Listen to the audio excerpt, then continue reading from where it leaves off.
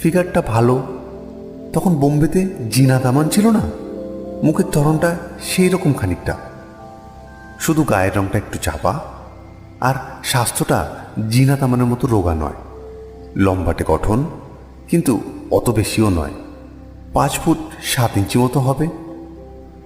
মাথায় ঢুকে গেল যে করেই হোক খুঁজে বার করে বন্ধুত্ব তার সাথে করতেই হবে। কিন্তু বললেই তো আর হয় না, তখন ইন্টারনেট ছিল না যে ফেসবুকে সার্চ করব, আর নামটাই তো জানি না বাবু। পরের দিনটা অফিসের কাজে ফাঁকে ফাঁকে শুধু উপায় খুঁজতে লাগলাম, আর সন্ধ্যের মধ্যে একটা প্ল্যান ঠিক করে ফেললাম।